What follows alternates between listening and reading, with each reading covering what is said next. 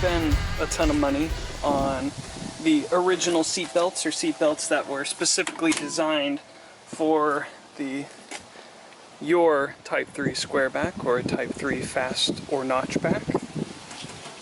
And let's say that you want to maybe get something a little aftermarket. Well, right here,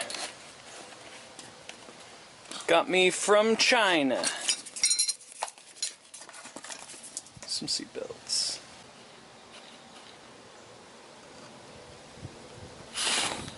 So these here, I already mounted on that side, and I decided to film because it was a pain and a half, but I solved it by bending a couple of the rules.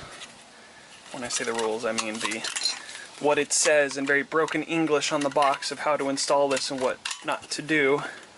See, it's pretty cheap. It feels pretty firm, not gonna lie.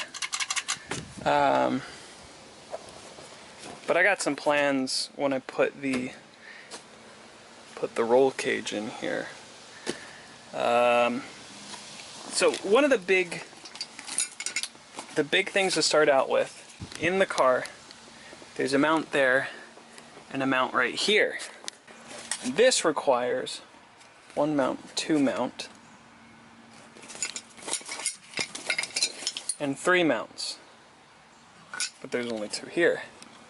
So I'll show you what I had to do on that side. And also, there's not a lot of room right here to accept this big heckin' thing.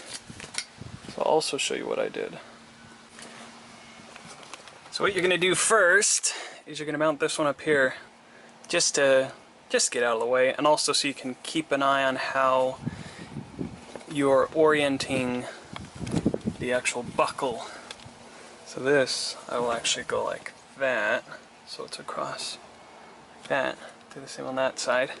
So when you pull it across you, it will go over your shoulder, and then click. So that's your first step, and then your next step is to mount your retractor and also your bottom mount here. So what I'm going to actually do with this, I'm going to remove this plastic outside. What it says on the box is don't remove it, you'll break it, you'll buy it, you know, all that good stuff. So I clipped it there, and really it's quite easy to just pop off. So it just fits around this mechanism.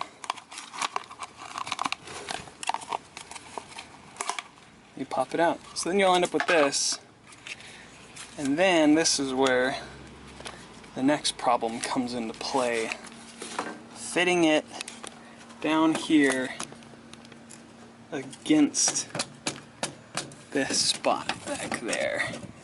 And this one's actually a lot more forward than on the other side. So what I did on the other side was mount it askew like this, and then just push it back and then tighten it down. So mount that. But before I get ahead of myself, what you're gonna do with this side here, keeping in mind with how you're orienting this, so we'll go like this. We'll take this, take it here, and you're gonna put it like this. So I got it in place. Bring up the brightness. So you have opposite side underneath. You see that right there. And this exposed. Now you might be saying, well, Duke, isn't that going to be dangerous having that all exposed?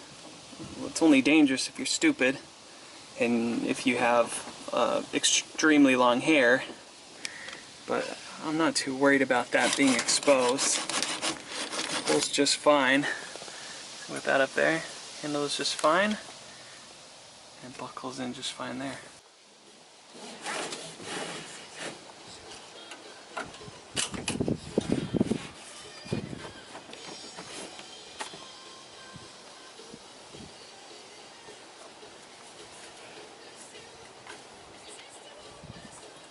For being Chinese, it's about as much as I expected, honestly. If I were you, just go for the more expensive one. Because I had some issues with this one. Some that were some serious safety issues. So when you get one of these, get all buckled in and then just pull on it as hard as you can. Like where you're like, ugh. You gotta be making noises, that's how hard you're pulling. Because I had an issue with this one, that when I went and pulled on it, clink! And I do it again and clink! So I ended up opening it up and there's a piece of metal that has this little dip in it that's supposed to hold on to this part, and it seems like it wasn't in the machine press for long enough. So I'm not going to be the one to go and return it just because of a little thing that I can fix. But if you're that kind of person, maybe you want to go with something a little bit more expensive. Now, like I said, I had plans for a different buckle system when I get the roll cage in here, something that is actually over the shoulders, a lot more secure than just having a 3-point. But I think I'll call it for this video. This is about as good as it's going to get. So, like and subscribe, and I'll see you next time. Stay rusty.